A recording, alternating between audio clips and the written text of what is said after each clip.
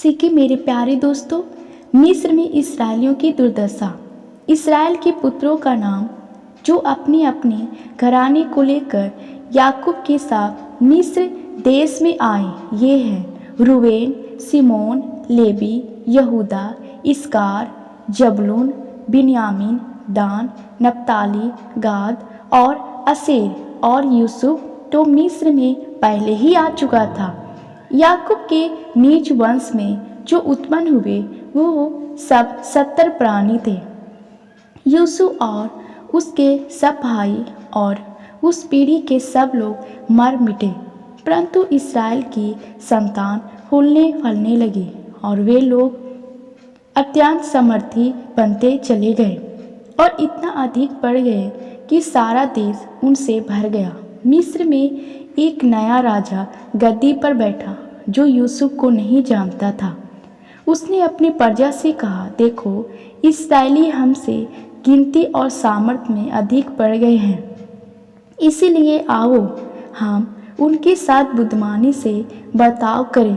कहीं ऐसा ना हो कि जब वे बहुत बढ़ जाए और यदि संग्राम का समय आ पड़े तो हमारे बैरियों से मिलकर हमसे लड़े और इस देश से निकल जाए। इसीलिए उन्होंने उन पर बेगारी करवाने वालों को नियुक्त किया कि वे उन सब पर भार डाल डालकर उनको दुख दिया करें।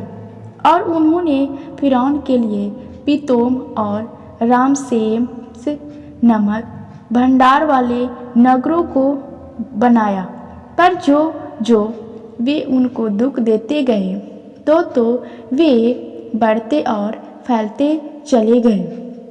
इसीलिए वे इसराइलियों से अत्यंत डर गए।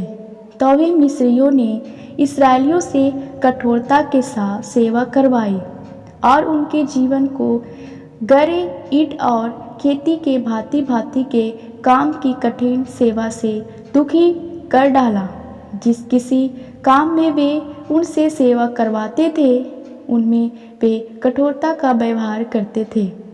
सिरपा और पुआ नामक 2 इब्री भाइयों को मिस्र के राजा ने आज्ञा दी, जब तुम इब्री स्त्रियों को बच्चा उत्पन्न होने के समय प्रसव के पत्रों पर बैठी देखो, तब यदि बेटा हो तो उसे मार डालना और बेटी हो तो जीवित रहने देना।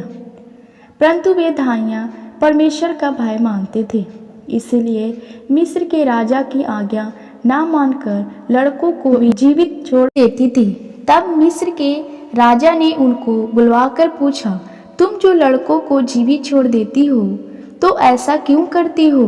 भाइयों ने फिरौन को उत्तर दिया, इब्री स्त्रियां मिस्री स्त्रियों के समान नहीं हैं। वे ऐसी फुर्तीली हैं कि धाइयों के पहुंचने से पहले ही उनको बच्चा उत्पन्न हो जाता है।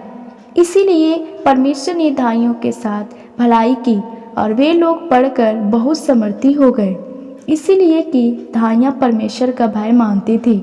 उसने उनके घर बसाए।